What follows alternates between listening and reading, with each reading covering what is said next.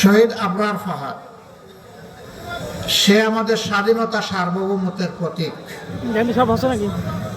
সে নিজেই একটা বিদ্রোহী, একটা বিপ্লবের নাম।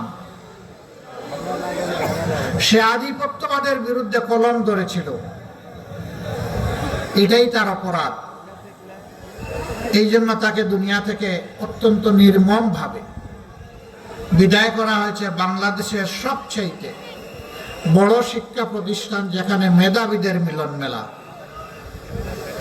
এরা যে আচরণ করেছে, এটা কোনো মানুষ করে না, এটা সাধারণ পশুও করে না। তাদের ব্যাপারে আল্লাহ পাক কালামে হাকিমে বলেছেন কালা নাম, এরা হচ্ছে চার পায়া জন্তুর মতো। এরপরে বলেছেন বালহুম আদল্লু, এরা ওই জন্তুগুলা, অবুঝ জন্তুগুলার চাইতে আরো খারাপ, আরো নিকৃষ্ট। আল্লাহ তাআলা ওই প্রাণীগুলাকে বিবেক দেন নাই, মানুষকে বিবেক দিয়েছে। তাকে কিভাবে পিটিয়ে পিটিয়ে নির্যাতন করে ক্লান্ত অবসন্ন হয়ে পড়েছে, পানি চেয়েছে, কি দেওয়া হয়েছে আপনারা জানেন। আমরা দোয়া করি আবরার ফাহাদ বিদায় নিয়েছে, বাংলাদেশের প্রত্যেকটি যুবক যুবতী যেন একজন আবরার ফাহাদ হয়ে যায়। আধিপত্যবাদীরা তাদের অপকর্মের বিরুদ্ধে বাংলাদেশে কেউ আওয়াজ তুলুক, এটা পছন্দ করে না। তবে 24-এর দ্রোহ প্রমাণ করে দিয়েছে বাংলাদেশের দামাল ছেলেরা আল্লাহ ছাড়া কাউকে পরোয়া করে না। এটি একটি স্বাধীন দেশের জন্য বিশাল শক্তির ব্যাপার, যাদের নেতৃত্বেই জাতি 24-এর লড়াইয়ে অংশগ্রহণ করে মুক্তি পেয়েছে। আমি 24-এর সকল যোদ্ধা, সকল শহীদের প্রতি গভীর শ্রদ্ধা নিবেদন করছি। তাদেরই একজন যে আল্লাহ ছাড়া কাউকে কোনো বিষয় পরোয়া করত না, তাকে অত্যন্ত নির্মম ভাবে ডিসেম্বরের 12 তারিখ স্পষ্ট দিবালোকে জুমাবার, জুমার পর সে তার কার্যালয়ে যাচ্ছিল অথবা এলাকায় যাচ্ছিল, সঙ্গে তার আপন ভাই, ঠান্ডা মাথায় গুলি করে তাকে দুনিয়া থেকে বিদায় করে দেওয়া হয়েছে। হ্যাঁ, এক ফাহাদকে বিদায় করেছে, এক আবরারকে বিদায় করেছে, এক আবু সাইদকে বিদায় করেছে, কিন্তু মনে রাখবা এক একটা বিপ্লবী হাজার নয়, লক্ষ নয়, কোটি বিপ্লবীর দুনিয়ায় জন্ম দিয়ে তারা বিদায় নিয়েছে। আজ আমি এখানে দাঁড়িয়েছি আমার ওই মায়ের পক্ষে কথা বলতে, যে মা তার সন্তান হারিয়েছেন, অত্যন্ত নির্মমভাবে সন্তানকে খুন করা হয়েছে। এই মায়েদের দুয়ারে আমি হাজির হওয়ার চেষ্টা করেছি, সব জায়গায় যেতে পারি নাই, বেশিরভাগ জায়গায় যাওয়ার চেষ্টা করেছি। আমি মায়েদের মুখে চোখের পানি দেখি নাই, আমি তাদের মুখে, তাদের চোখের কোনায় আমি রক্ত দেখেছি, তার সন্তানের রক্ত। এটি চোখের পানি ছিল না, এটা ছিল সন্তানের রক্ত। ওই সমস্ত বোনদেরও চোখের কোণে আমি পানি দেখেছি, যারা অল্প বয়সে স্বামীকে হারিয়েছে, জালিম তাদের বুক থেকে কেড়ে নিয়েছে। অবুঝ শিশুদের যখন কুলে নিয়েছি, আমরাও শিশুদের সাথে একসাথে কান্নায় ভেঙে পড়েছি। ওদেরকে কি দিয়ে সান্ত্বনা দেব? সান্ত্বনা দেওয়ার কোনো ভাষা আমরা খুঁজে পাইনি। সারা বাংলার সকল জনপদের একই মানচিত্র। অসংখ্য মায়ের বুক থেকে, বোনের বুক থেকে,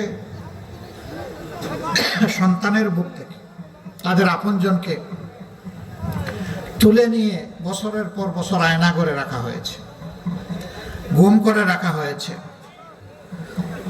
বেশিরভাগকে আলহামদুলিল্লাহ আমরা ফেরত পেয়েছি, হয় জীবিত অথবা লাশ হিসাবে। কিন্তু কিছু আল্লাহর বান্দা এখনো রয়ে গেছেন। এই কুষ্টিয়া ইসলামী বিশ্ববিদ্যালয়েরও 2 জনকে আমরা এখন পর্যন্ত পাইনি।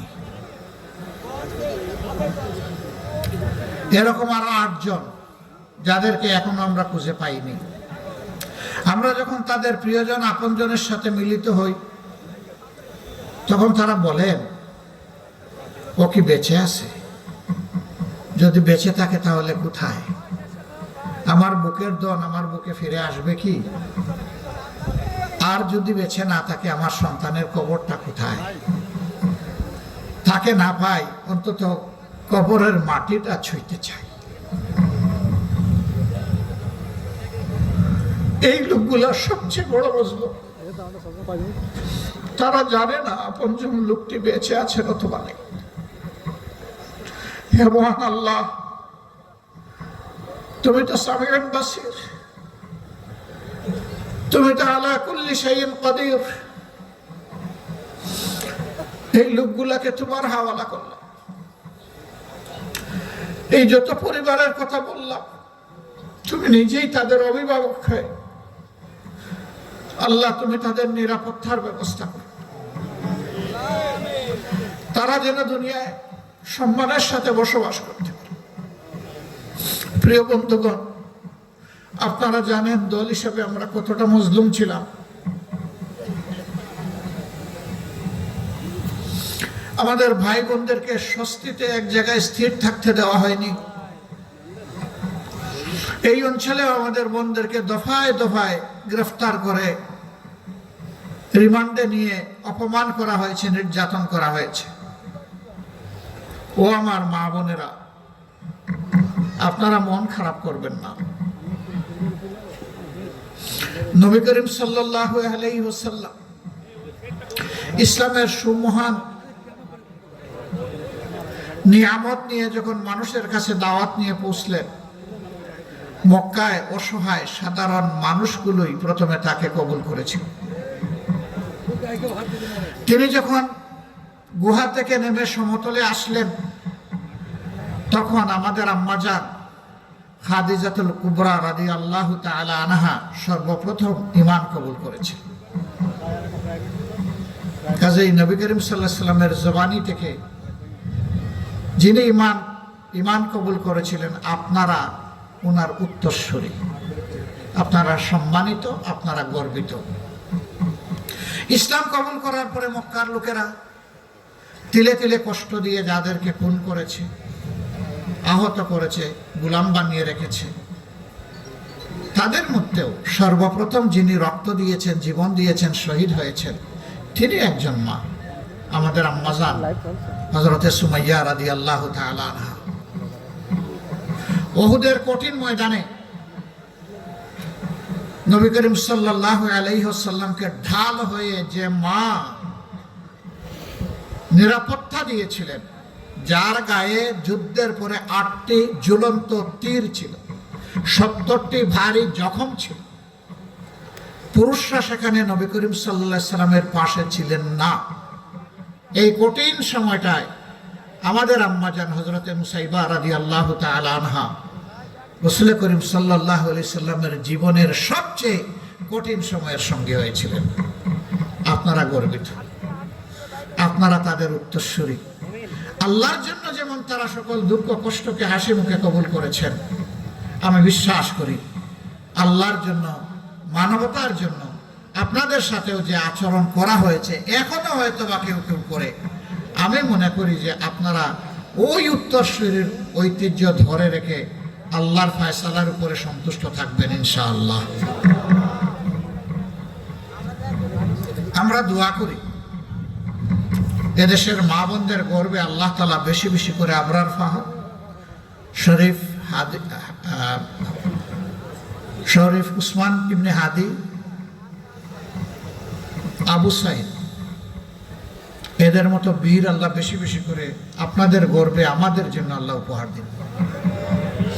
মায়েরা যখন সন্তান নয় বীরের জন্ম দিবে, এই দেশ হবে বীরের জাতির দেশ ইনশাআল্লাহ। আজকে মায়েরা ন্যায়ের পক্ষে, সত্যের পক্ষে, মানবতার পক্ষে আল্লাহর দ্বীনের আওয়াজ তুলতে ঘরে ঘরে যান। কিছু লোক এটা সহ্য করে না, তাদেরকে বিরক্ত করে, তাদের সাথে অপমানজনক আচরণ করে, তাদেরকে কষ্ট দেয়, এমনকি দিশাহারা হয়ে দুই এক জায়গায় গায়েও হাত দিয়েছে। আমরা তাদেরকে বলি তোমরাও আমাদের মতোই মায়ের গর্ভ থেকে দুনিয়া এসেছো। মাকে সম্মান করতে শিখো। মাকে সম্মান করলে আল্লাহ তোমাদেরকেও সম্মানিত করবেন। যেই জাতি মাদেরকে সম্মান করতে পারে না, অপমান তাদের জন্য অবধারিত। আমরা প্রতিশ্রুতিবদ্ধ, যে কোনো কিছুর বিনিময়ে মায়েদের সম্মান ইনশাআল্লাহ আমরা রক্ষা করব। সম্মানিত কুষ্টিয়াবাসী, আপনাদের অবস্থান এবং অবদান বরাবরই ন্যায় এবং সত্যের পক্ষে, আল্লাহর দ্বীনের পক্ষে। এখানে আপনাদের অনেকগুলা সমস্যা আছে। আমরা যখন আসছিলাম উপর থেকে দেখছিলাম পদ্মা গড়াই নদী নয়, মরুভূমি। এটা যখন মরুভূমি হয়ে গিয়েছে, তখন উপর থেকে যখন ঢলের পানি আসে, তখন আর নদীতে থাকে না, দুই কুল উপচে পড়ে দুই কুল ভাসিয়ে সব কিছুকে তছনছ করে দেয়। বছরের পর বছর নদীভাঙ্গনের কবলে পড়ে বহু মানুষের জীবনের স্বপ্ন ধূলিসাৎ হয়ে যায়। অনেক মানুষ সর্বশান্ত হন। কেন এমনটা হলো? নদী তো আল্লাহর নিয়ামত। বিশ্বের যেখানে গিয়েছি নদীগুলার কত যত্ন নেয় তারা, কুলের সন্তানের মতো যত্ন নেয়। নদীর যাতে কোনো ক্ষতি না হয়, তার নাব্যতা, তার স্রোত, তার পানি ধারণের ক্ষমতা এবং পানির স্বচ্ছতা শতভাগ নিশ্চিত করার জন্য তারা জান প্রাণ দিয়ে চেষ্টা করে। আর আমাদের দেশে আল্লাহর এই নিয়ামতগুলোকে তিলে তিলে খুন করা হয়েছে, হত্যা করা হয়েছে। এই নদী খননের জন্য প্রত্যেক বছর বাজেট থাকে। নদী খননের সমস্ত টাকা পেট মুখ দিয়ে ঢুকে পেটের ভিতরে চলে যায়। নদীর বালি আর উঠে না, খননও হয় না। শুধু কি নদী না, উন্নয়নের নামে 54 বছর কম বেশি যারাই ক্ষমতায় গিয়েছেন এই একই কাজ তারা করেছেন। এই যারা 54 বছরে দেশটাকে কামড়ে একেবারে তছনছ করে দিয়েছে, আমরা গভীরভাবে বিশ্বাস করি এদের দৃষ্টিভঙ্গি এবং চরিত্র পরিবর্তন না হলে এরা দেশের জন্য ভালো কিছুই করতে পারবে না। এদেশ সকলে, শুধু আমাদের না, এদেশের আসমানের নিচে জমিনের উপরে যারাই বসবাস করে, দেশটি আমাদের সবার। কিন্তু আফসোসের বিষয়, এত নির্যাতিত হওয়ার পরে 15.5 বছর 5 তারিখ যখন একটা পরিবর্তন আসলো, আমরা দেখলাম পুলিশ নাই, বিজিবি নাই, আনসারের ছায়া নাই। নিবু আমাদের সেনাবাহিনী জান প্রাণ দিয়ে চেষ্টা করছে কিছু করার, তারা পারছেন না। তাদের পাশে মজবুত হয়ে আমরা দাঁড়িয়ে গেলাম। এ দেশ আমাদের দেশ। এত মজলুম একটা সংগঠন, নেতৃবৃন্দকে খুন করা হলো, ফাঁসি দেওয়া হলো, দফায় দফায় জেলে পুরা হলো, অফিস বন্ধ করে রাখা হলো, গোয়ার বাড়ি বুলডোজার দিয়ে গুড়িয়ে দেওয়া হলো, আমাদের নিবন্ধন কেড়ে নেওয়া হলো। শেষ পর্যন্ত বেদিশা সরকার আমাদেরকে বেহুশ হয়ে নিষিদ্ধ ঘোষণা করলো। এরপরে আর হুঁশ ফিরে পাইনি। ওই বেহুশ অবস্থায় দেশ ছেড়ে তারা চলে গেছে। কিন্তু আমরা কি সিদ্ধান্ত নিলাম? আমরা আগস্টের 5 তারিখ রাত্রেই ঘোষণা দিলাম যে আমরা কারো উপর থেকে প্রতিশোধ নেব না। আপনারা বলুন, আমরা কি প্রতিশোধ নিয়েছি কারো উপর? আমরা বলেছিলাম অন্যায়ভাবে কাউকে মামলার আসামি করা হবে না। আমরা অন্যায়ভাবে একটা মানুষকেও মামলার আসামি করি নাই। বাংলাদেশে হাজার হাজার মামলা আমরা দায়ের করি নাই।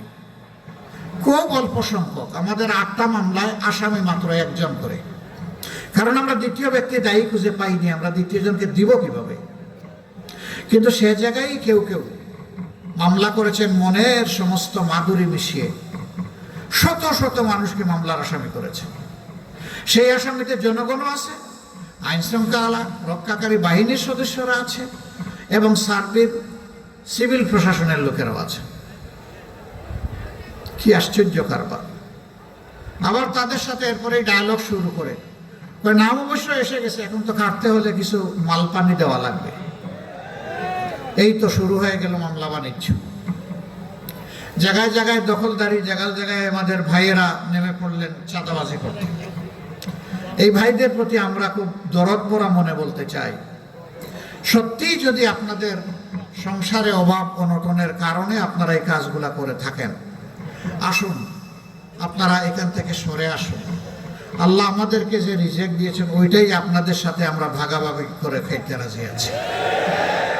তবুও মানুষকে কষ্ট দিবেন না, চাঁদাবাজি করবেন না। এখানে কুষ্টিয়া জেলায় 60টার মতো চাল কল আছে, রাইস মিল। ট্রাকগুলো এখান থেকে চাল বোঝাই করে রাজধানী এবং দেশের বিভিন্ন গন্তব্যে যায়। এখানে প্রতিটি ট্রাক থেকে বেসরকারি খাজনা আদায় করা হয়। ছাদা বললে মানুষ একটু লজ্জা পায়, তো এই জন্য বললাম বেসরকারি খাজনা, এবং রেটও ভালো, প্রতি ট্রাকে 5,000। ট্রাকের মালিকরা অতিষ্ঠ, ব্যবসায়ীরা অতিষ্ঠ, চালকল মালিক যারা তারা অতিষ্ঠ। এরপরে আবার বিভিন্ন স্ট্যান্ড দখলের ব্যাপার আছে। আমি অবশ্য ওই স্ট্যান্ডের নাম নেই না, ওইটা নিলেও মানুষ মন খারাপ করে, একদল মানুষ। আপনারা জানেন ওই সমস্ত স্ট্যান্ডের নাম দাম, তাই না? আমরা সবাইকে বলি সরে আসো, ওখান থেকে সরে আসো। আমরা কথা দিচ্ছি, এমন এক বাংলাদেশ আমরা গড়তে চাচ্ছি, আল্লাহর পর ভরসা করে, মহান আল্লাহর পর ভরসা করে গড়তে যাচ্ছি, যেই বাংলাদেশে প্রত্যেকটি সক্ষম পুরুষ এবং নারীর হাতে মর্যাদার কাজ আমরা তুলে দেব ইনশাআল্লাহ। বিশেষ করে যুবক যুবতীদের হাতে, তাদের এই যৌবনের শক্তি দিয়ে তারা যেন দেশকে দারুণভাবে করতে পারে, এগিয়ে নিয়ে যেতে পারে। এবং তোমাদের হাতেও আমরা কাজ তুলে দেব, যারা এই সমস্ত কর্মকাণ্ডে লিপ্ত আছো। সেদিন সম্মানের সাথে তোমরা বসবাস করবা। এখন তো তোমরা অপমানজনকভাবে এই সমাজে বসবাস করো। মানুষ তোমাদেরকে ঘৃণা করে, মানুষ তোমাদেরকে অভিশাপ দেয়। সেই ঘৃণা এবং অভিশাপ থেকে ভাইয়েরা তোমরা সেদিন মুক্তি পেয়ে যাবা। আমরা সারা জাতির সমস্ত মানুষগুলোর মুক্তির চিন্তা করি। আমরা নিজেরা খাওয়ার জন্য রাজনীতি করি না, এবং দলীয় কর্মীদের পেট ভরানোর জন্য আমরা রাজনীতি করি না।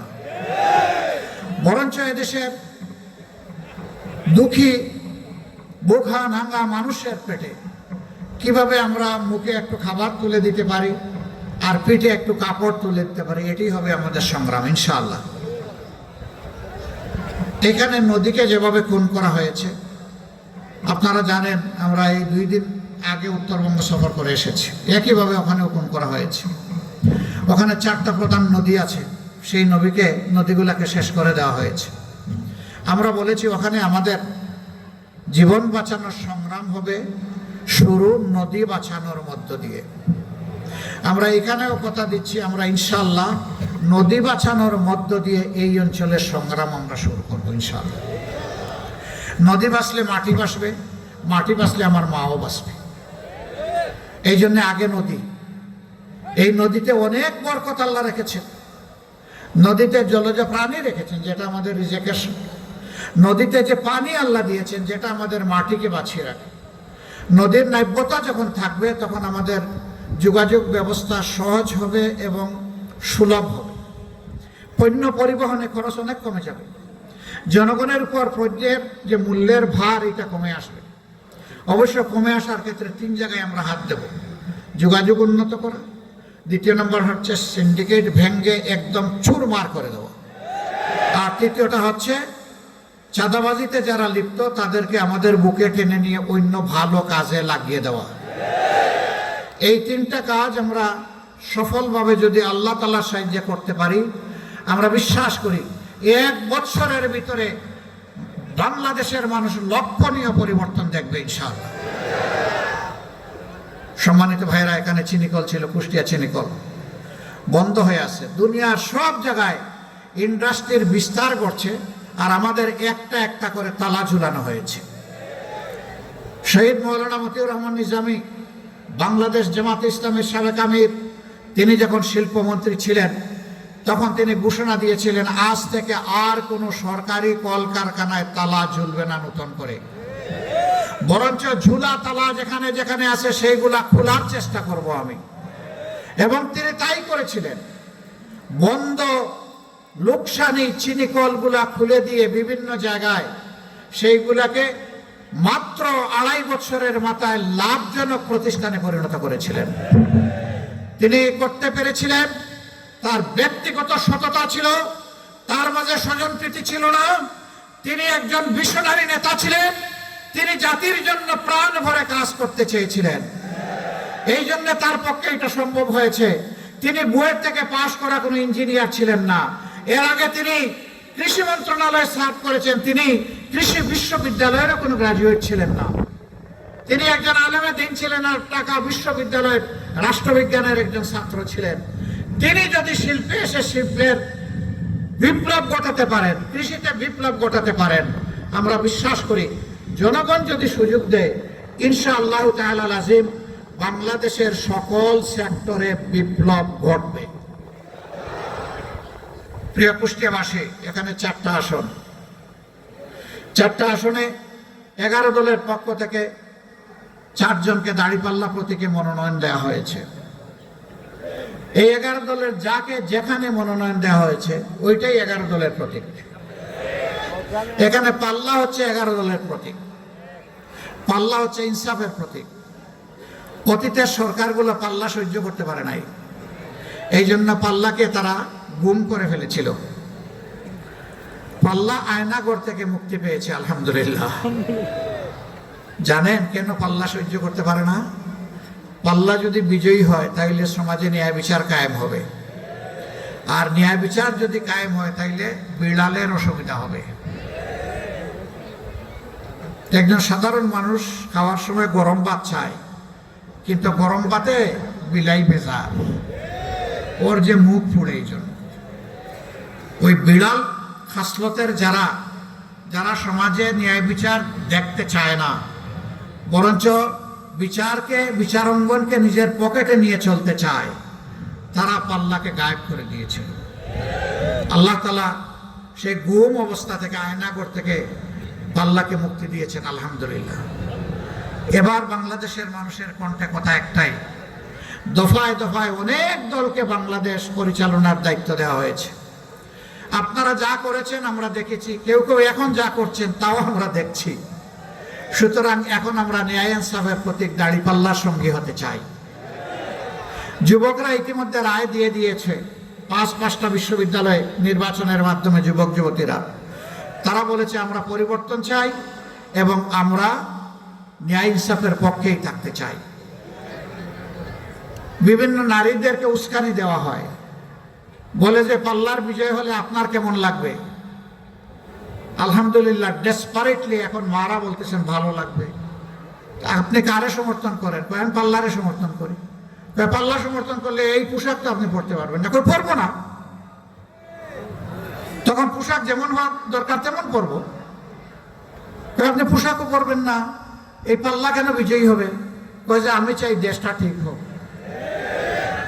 জিজ্ঞেস করে জামাতের কোন জিনিস তোমার ভালো লাগে? কয় পুরা জামাতকেই আমার ভালো লাগে। This is the reality of time.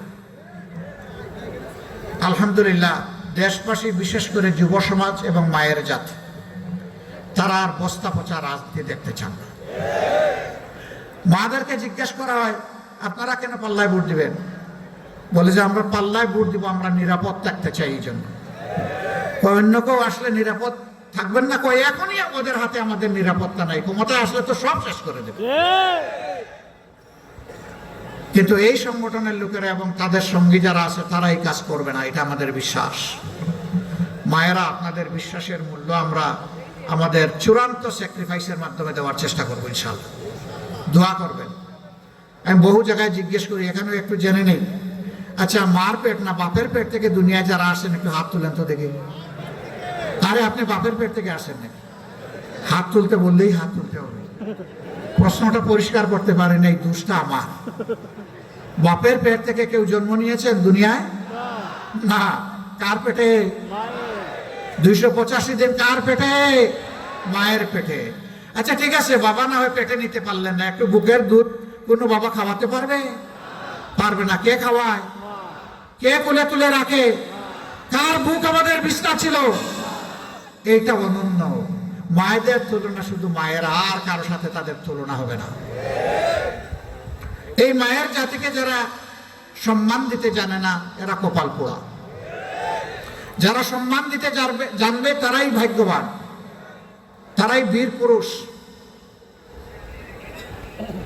আমরা মাদেরকে ইনশাআল্লাহ ঘরে, যাতায়াতে, কর্মস্থলে, 3 জায়গায় আমরা পরম সম্মানের সাথে 2টি জিনিস আমরা নিশ্চিত করব ইনশাআল্লাহ।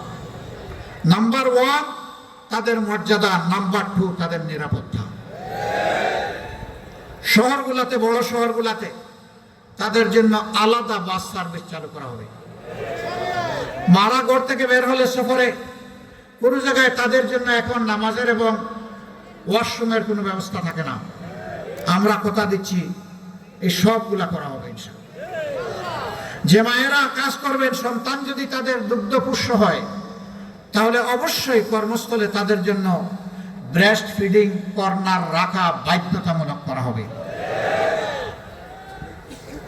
এবং যে সমস্ত ইন্ডাস্ট্রি, ফ্যাক্টরি, কাজের এভিনিউতে পর্যাপ্ত নারী ম্যান পাওয়ার আছেন, সেখানে বেবি কেয়ারও চালু করতে হবে। তারা যাতে কমফোর্ট নিয়ে, স্বস্তির সাথে তারা তাদের পেশাগত দায়িত্ব পালন করতে পারেন। অনেকে আমাদের বিরুদ্ধে কথা ছড়ায়, জামাতে ইসলামী ক্ষমতায় গেলে সব মহিলাদেরকে ঘরের ভিতরে আটকে রাখবে। ভাই, অত টাকা নাই, অত তালা কিনার আমাদের। নবী করিম সাল্লাল্লাহু আলাইহি ওয়াসাল্লাম যুদ্ধের ময়দানে আমাদের মাদেরকে সঙ্গে করে নিয়ে গেছেন যোদ্ধা হিসাবে। সকল কর্মকাণ্ডে তারা অংশগ্রহণ করেছেন। আমরা নিশ্চিত করছি, ঘর থেকে শুরু করে যুদ্ধের ময়দান পর্যন্ত যারা পছন্দ করবেন, যারা যেতে চাবেন, তাদের জন্য দুয়ার খুলে দেওয়া হবে ইনশাআল্লাহ। এবং সেখানে তাদের পূর্ণ নিরাপত্তা এবং সম্মান, মর্যাদা নিশ্চিত করা হবে। ধোঁকাবাজদের জ্বালাতন থেকে তারা মুক্তি পাবেন ইনশাআল্লাহ। যুব সমাজ, ভাই বোনেরা, আমরা কোনো বেকার ভাতা তোমাদেরকে দিব না, দিতে পারবো না। বেকার ভাতা দিয়ে বেকারের মহাসমুদ্র তৈরি করতে চাই না। বরঞ্চ প্রত্যেকটা যুবক যুবতীর হাতে সম্মানের, মর্যাদার উপযুক্ত কাজ তুলে দিতে চাই, যাতে গর্বের সাথে তারা বলতে পারে, আমি একজন গর্বিত বাংলাদেশী, আমি আমার যোগ্যতা দিয়ে আমার দেশকে আমি সেবা করি। এই কথা যেন তারা বলতে চায়, বলতে পারে। ইনশাআল্লাহ সেই পরিস্থিতি সৃষ্টি করা হবে। আমাদের শিক্ষা হবে কর্মমুখী এবং আমাদের শিক্ষা হবে মানবিক শিক্ষা। মানুষকে যাতে সবাই ধারণ করে এবং সম্মান করে, সেই শিক্ষা আমরা দেব।